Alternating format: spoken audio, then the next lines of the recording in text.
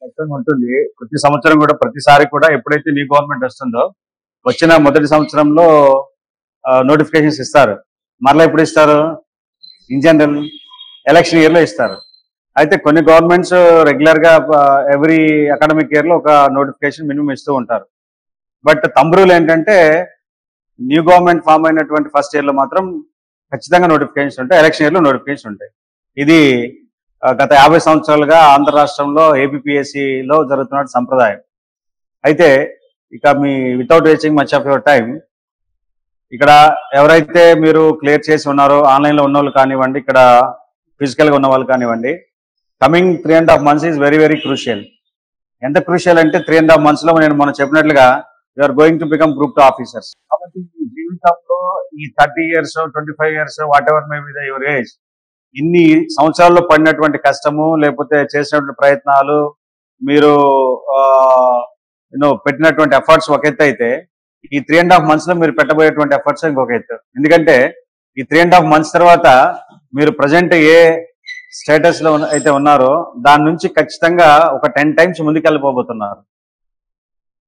కాబట్టి ఇక rest of your life, ఒకవేళ మీరు ఇదే గ్రూప్ 2 పొజిషన్ లో ఉన్నా కూడా rest of your life for the next 25 to 30 years మీరు ఒక సొసైటీలో ఒక రెస్పెక్టబుల్ పొజిషన్ లో ఒక డీసెంట్ అండ్ డిగ్నిఫైడ్ లైఫ్ ని మీరు ఎంజాయ్ చేయబోతున్నారు. కాబట్టి సో ఆ 25 to 30 years of dignified and decent life కోసం ఈ 3.5 months మాత్రం మీరు మీ జీవితంలో మరలా ఎప్పుడు నేను ఇంతగా కష్టపడలేదు, బహుశా ఇంతకంటే నేను కష్టపడలేనేమో అని మీకు మీరు గుండె మీద చేసుకొని చెప్పాలి.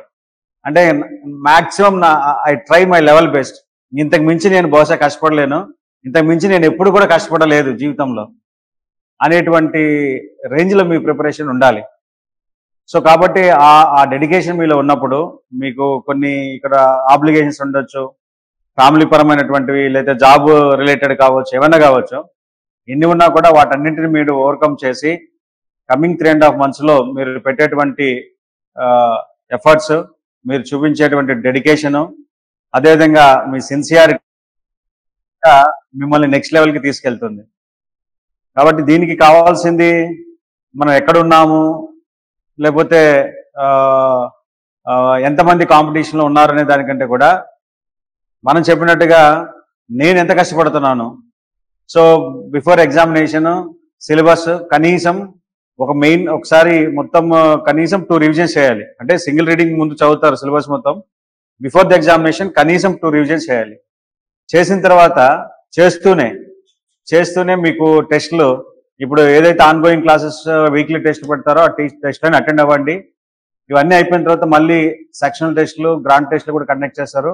ప్రతి టెస్ట్ని రాయండి. సో క్లాస్ రూమ్ ఏ రోజైతే క్లాసులు జరుగుతాయి, ఈరోజు for example morning almost afternoon 1 నుంచి 7 వరకు క్లాస్ జరిగింది. ఈ రోజు జరిగిన మొత్తము మీరు పడుకునే లోపు, అది ఏ టైం అని కానివ్వండి, మీరు పడుకునే లోపు కనీసం ఒక 1 hour 1.5 hour మొత్తం రివిజన్ చేసుకోండి. మీరు రన్నింగ్ నోట్స్ రాసుకుని ఉంటారు, ఆ రన్నింగ్ నోట్స్ మొత్తం రివిజన్ చేసుకోండి. ఈ రోజు మళ్ళీ రేపు ఎర్లీ మార్నింగ్ చేద్దాము, ఇప్పుడు వెంటనే గుడికి వెళ్ళాలి లేకపోతే ఇంకో పనికి వెళ్ళాలి కాదు. మీరు తినకపోయినా పర్వాలేదు, నిద్ర కొద్దిగా తక్కువ పోయినా పర్వాలేదు, కానీ ఈ రోజు చెప్పింది మాత్రం ఈ రోజు పడుకునే లోపు రివిజన్ చేసుకోవాలి. అట్లా ఒక వీక్ లో కవర్ అయినటువంటి సిలబస్, వీక్ లో చెప్పే what ever may be the subject, ఆ వీక్ లో చెప్పేటువంటి సిలబస్ మొత్తాన్ని వీకెండ్ లోపల మొత్తం మళ్ళీ ఒకసారి రివిజన్ చేసుకుంటూ ఉండాలి. అంటే ఇక్కడ ప్రయత్నం ఎలా ఉండాలంటే మనం రోజు కొత్త విషయాలు తెలుసుకుంటూ ఉంటాం, ఆల్రెడీ తెలుసుకున్న విషయాలను మర్చిపోకుండా ఉండాలి. సో కాబట్టి రీడ్, రివిజన్, రిప్రొడ్యూస్ అంటే ఎగ్జామ్స్ రాయడం, ప్రతిరోజు చదువుతూ ఉండాలి, పాతదాన్ని రివైజ్ చేసుకుంటూ ఉండాలి, మళ్ళా ఏదైతే మనం రివైజ్ చేస్తున్నామో దాన్ని మళ్ళీ గుర్తుండడం కోసం రీప్రొడ్యూస్ అంటే టెస్ట్ రాయాలి. ఈ RRR ఫార్ములాని మీరు ఫాలో అయినట్లయితే, మనం ఇక్కడ హైదరాబాద్లో ఉన్నామా, వైజాగ్లో ఉన్నామా, గుంటూరులో ఉన్నామా, లేకపోతే ఇంకొక ప్లేస్లో ఉన్నామా అనేది place is not important nowadays. ఒకప్పుడైతే మనకి ఈ డిజిటల్ క్లాస్ రూమ్స్ లేకపోతే ఇటువంటి బెటర్ ఫ్యాకల్టీ, నిజానికి చెప్పాలంటే అంటే మీరు దీన్ని యాక్సెప్ట్ చేసినా చేయకపోయినా హైదరాబాద్లో కూడా ఇంతకు మించిన ఈ స్టాండర్డ్స్ మించిన ఫ్యాకల్టీ ఏం లేరు. అక్కడ వెళ్ళిన వాళ్ళని అడగని తెలుస్తుంది. సో ఇప్పుడు ఇక్కడ ఫ్యాకల్టీ రోలే అంటే ఫ్యాకల్టీ కాదు, ఇన్స్టిట్యూషన్ రోల్ ఒక క్యాండిడేట్ సక్సెస్ లో it's not more than 30 to 40%, maximum 40% institution role ఉంటుంది ఫ్యాకల్టీ క్లాస్ రూమ్ ప్రోగ్రామ్ అదంతా. రిమైనింగ్ 60 to 70% ఆస్పిరెంట్ బట్టి ఉంటుంది. ఆస్పిరెంట్ చూపించేటువంటి ఆ పర్సనల్ ఇంట్రెస్ట్, ఆయన సిన్సియారిటీ అండ్ డెడికేషన్ అంతా కూడా. సో కాబట్టి మీరందరికీ కూడా ఇది గోల్డెన్ ఆపర్చునిటీ. మళ్ళా ఇంత మొత్తంలో పోస్టులు మళ్ళీ వచ్చే అవకాశము బహుశా ఉండదు. వస్తే పోస్టులు కాదంటలేదు, బట్ 900 పోస్టులు గ్రూప్ 2 అనేది చాలా ఇప్పుడు 1998 గ్రూప్ 2లో వచ్చింది. 1998 గ్రూప్ 2లో అప్పుడు కూడా 140 డిప్యూటీ తహసీల్దార్స్ ఉన్నాయి. అప్పుడు డిప్యూటీ తహసీల్దార్ జాయిన్ అందరూ కూడా ఇప్పుడు దాదాపు డిఆర్ఓ క్యాడర్లో ఉన్నారు. ఓకే, సో కాబట్టి ఈ అవకాశాన్ని మాత్రం మీరు ఎట్టి పరిస్థితుల్లో కూడా చేజార్చుకోవద్దు. అయితే ఇది ఇట్స్ ఏ జర్నీ. అంటే సరే సార్ ఇంక ఈసారి పోతే ఇంకంతే మేము కాంపిటేటివ్ ఫీల్డ్ వదిలేసిపోవాలంటే అలా నేను చెప్పను. సో కాంపిటేటివ్ ఫీల్డ్ ఎలా ఉండాలంటే ప్రతిరోజు మనం ప్రయత్నం చేస్తూ ఉండాలి. ప్రయత్నం చేస్తూ ఉంటే ఖచ్చితంగా ఏదో ఒక రోజు సక్సెస్ వస్తుంది. ఇక్కడ మీకు నేను చాలా మంది టాపర్స్ తీసుకొచ్చి చూపించాను. ఒక ఆయన పంచాయత్ సెక్రటరీగా చేస్తూ గ్రూప్ 1లో అసిస్టెంట్ ఆడిట్ ఆఫీసర్ అయ్యాడు, సామ్యూల్ డానీ అని. ఇంకొక అబ్బాయి రాకేష్ వచ్చాడు, మున్సిపల్ కమిషనర్, మన గ్రూప్ 1 అతను. అట్లా ఇంకొక అతను మీకు ఆ రోజు ఆన్లైన్ లో ఫస్ట్ టైం కనిపించాడు, ప్రవీణ్ కుమార్. ఎగ్జాక్ట్లీ, ఆయన 10 years కి హీ బికమ్ డిప్యూటీ కలెక్టర్. అంటే మీన్ వైల్ గ్రూప్ 2లో చిన్న జాబ్ చేస్తూ ఉన్నాడు. ఆ గ్రూప్ 2లో చిన్న అసిస్టెంట్ లేబర్ కమిషనర్ గా వచ్చింది. అది చేస్తూ చేస్తూ చేస్తూ 10th year అంటే ఆయన ప్రిపరేషన్ మొదలుపెట్టిన నాటి నుండి 10వ సంవత్సరంలో ఆయన డిప్యూటీ కలెక్టర్ అయ్యాడు. డిప్యూటీ కలెక్టర్ అయిన తర్వాత ఏముంది, వెనక్కి తిరిగి చూసుకోవడానికి ఏం లేదు. డిప్యూటీ కలెక్టర్ అయితే after 8 years he will become conferred IAS, will be retired as at least principal సెక్రటరీగా రిటైర్ అవుతాడు. అంతకంటే ఏం కావాలి జీవితంలో? అది కొన్ని తరాలకి చెప్పుకుంటారు. అది మా తాత ఐఏఎస్, అదే 3 తరాలు 4 తరాలు మా ముని మనవలు కూడా చెప్పుకుంటారు మా తాత ఐఏఎస్ అని. సో కాబట్టి లైఫ్లో అందరికీ అవకాశం రాదు. వచ్చిన అవకాశాన్ని సద్వినియోగం చేసుకోండి. ఎంతకాలం మనం పట్టింది అనేది పక్కన పెడితే మన అచీవ్ అయ్యామా లేదనేది ఇంపార్టెంట్. అది 1 year 2 year 2 years 3 years అనేది కాదు. So it's a journey. అంటే నన్ను అడిగితే ఏం చెప్తానంటే, మనము డెసిషన్ తీసుకోవాలి గవర్నమెంట్ జాబ్ కొట్టాలని. తీసుకున్నప్పటి నుండి గవర్నమెంట్ జాబ్ కొట్టేదాకా ప్రతిరోజు మన ప్రయత్నం చేస్తూనే ఉండాలి దానికోసం. ప్రతిరోజు అది 1 year 2 years 3 years అనేది పక్కన పెడితే, ఇలా ఎవరైతే కంటిన్యూస్ గా ఎఫర్ట్స్ పెడుతూ కన్సిస్టెంట్ గా దానికోసం ప్రిపేర్ అవుతూ ఉంటారో ఖచ్చితంగా వారందరూ కూడా సక్సెస్ సాధించారు.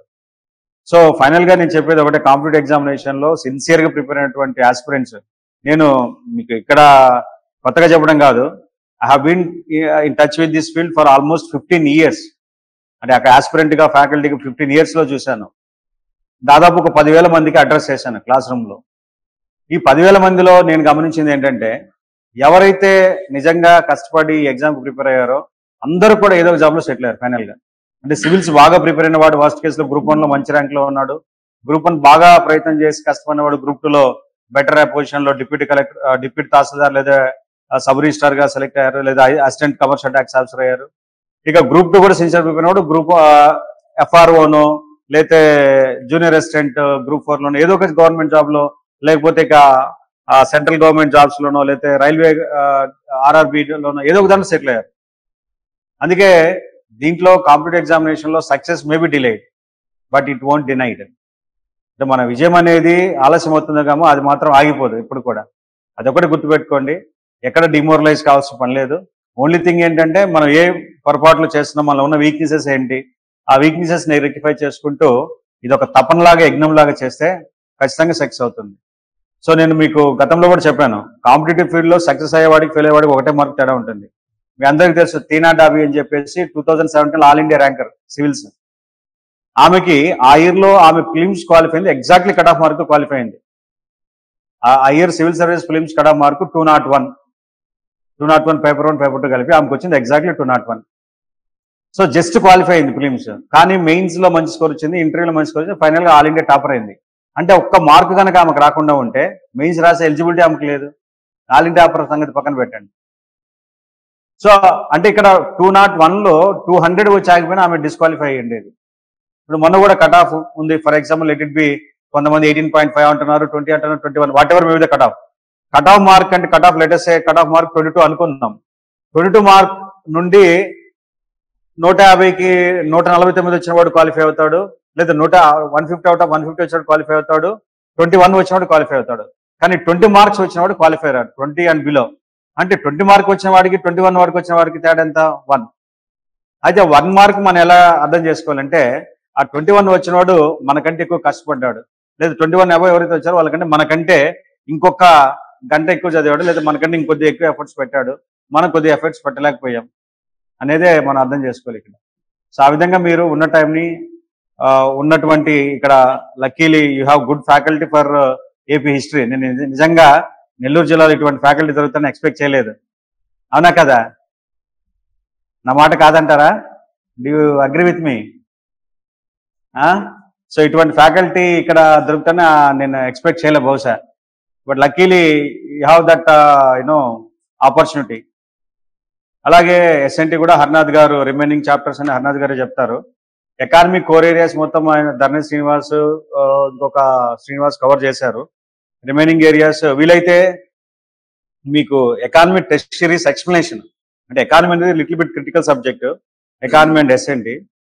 వీటికి టెస్ట్ సిరీస్ అంటే టెస్ట్లు కండక్ట్ చేస్తూ టెస్ట్ని ఎక్స్ప్లెనేషన్ చేపిస్తాం క్లాస్ రూమ్లో. ఆ టెస్ట్లు ఎక్స్ప్లెయిన్ చేయడానికి ఒక డిగ్రీ కాలేజ్ లెక్చరర్ వస్తున్నారు. He's authoritarian on economy, degree college lecturer. And test series program వరకు ఆయన టేకప్ చేస్తారు. టెస్ట్ సిరీస్ అంటే టెస్ట్ కండక్ట్ చేయడం, క్లాస్ రూమ్లో ప్రతి క్వశ్చన్ కి ఎక్స్ప్లెనేషన్, ఆన్సర్ ఎలా వస్తుంది అనేటువంటిది ఆయన కాన్సెప్చువలైజ్ గా మీకు ఎక్స్ప్లెయిన్ చేస్తారు. ఆ విధంగా ఆల్రెడీ మీరు కొన్ని బేసిక్స్ ఉన్నాయి. సో ఈ టెక్నికాలిటీస్ అవన్నీ కూడా క్లాస్ రూమ్ లో ఎక్స్ప్లెయిన్ చేస్తాడు. సో దట్ ఆ ఎకానమీలో ఉండేటువంటి ప్రాబ్లమ్స్ కూడా మీకు ఇబ్బంది లేకుండా ఉంటుంది.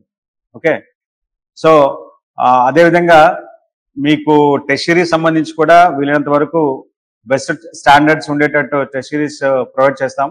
అయితే మొన్న గ్రూప్ 1 ప్రిలిమ్స్ కావచ్చు, గ్రూప్ 2 రావచ్చు, మీకు రాసిన తర్వాత అర్థమై ఉంటుంది క్లాస్ రూమ్ ప్రోగ్రామ్ మనకు పెద్దగా ఉపయోగపడలేదు అనేది 100% వాస్తవం. మనకే కాదు, ఆంధ్ర రాష్ట్రంలో రాసిన ప్రతి అభ్యర్థికి ఉన్నటువంటి అదే. ఒక except history and geography, remaining మీకేం చదివి మీకు కనపడి ఉండవు క్వశ్చన్ పేపర్లో. అవునా కదా? సో నాకు తెలిసి జాగ్రఫీ మన క్లాసులు బాగా విని నోట్స్ బాగా చదివి అది రివిజన్ చేసుకున్న వాళ్ళు 30కి అవుట్ ఆఫ్ 30కి అరౌండ్ 20 ఈజీగా ఆన్సర్ చేయొచ్చు. ఈవెన్ సేమ్ థింగ్ గ్రూప్ 1లో కూడా 30కి 28 క్లాస్ రూమ్ క్లాసెస్ నుంచి కానీ లేదా నోట్స్ నుంచి కానీ వచ్చాయి. ఇది స్టాండర్డ్ సబ్జెక్ట్స్ కాబట్టి. హిస్టరీ కూడా అంతే సేమ్. వేరే సొసైటీ అండ్ అదర్ ఏరియాస్ మీకు డ్రైగా అనిపించవచ్చు, మనం ఏదో చెప్పారో అక్కడ ఏదో వచ్చింది. అయితే మనకే కాదు, స్టేట్ లెవెల్లో ఉన్నటువంటి అందరికీ ఉన్నటువంటి సమస్య అది. అందుకే కట్ ఆఫ్ కూడా తగ్గింది. సో కాబట్టి ఇక్కడ మీరు అర్థం చేసుకోవాల్సింది అంటే, ఏదైనా ఇప్పుడు రేపు కూడా మెయిన్ ఎగ్జామినేషన్ లో ఒక ఏరియా టఫ్ గా వచ్చింది, ఇండియన్ ఎకానమీ టఫ్ గా వచ్చిందంటే అది మనకొక్కరికే కాదు, స్టేట్ మొత్తం అందరికీ టఫ్ గా ఉంటుంది. అది అర్థమైందా? మనం నెల్లూరులో ఉన్నాం కాబట్టి మనకేదో అందని ద్రాక్ష వాళ్ళకి అందింది అనుకోవడానికి లేదు. అర్థమైందా? So content wise we are on par with other aspirants, material wise we are on par with other aspirants, test series wise we are on par with other aspirants. So ఇక డిఫరెన్స్ ఎక్కడ ఉందంటే మీలో ఉంది. ఓకే, సో అది మీరు ప్రాపర్గా టైం అంతా utilise చేసుకోండి. రిమైనింగ్ ఆస్పిరెంట్స్ ఎవరైతే ఉన్నారో కమింగ్ ఇయర్లో, అంటే కమింగ్ అకాడమిక్ ఇయర్లో ఖచ్చితంగా మళ్ళీ నోటిఫికేషన్స్ ఉంటాయి. మళ్ళీ డిఫరెంట్ ఏపీపీఎస్సీ ఎగ్జామ్స్ ఉంటాయి, సెంట్రల్ గవర్నమెంట్ ఎగ్జామ్స్ ఉంటాయి. ఇవన్నిటికీ అపియర్ కాండి. మీరు ఎగ్జామ్స్ రాసే కొద్దీ మీకు ఎక్స్పీరియన్స్ గెయిన్ అవుతారు. ఒకసారి చేసిన మిస్టేక్స్ మళ్ళీ మళ్ళీ చేయకుండా ఉంటాం. అర్థమైందా? సో ఓవర్ నైట్లో కాంపిటేటివ్ ఎగ్జామినేషన్ సక్సెస్ అయినటువంటి వాళ్ళు ఎవరు ఉండరు. So I wish you very all the best once again.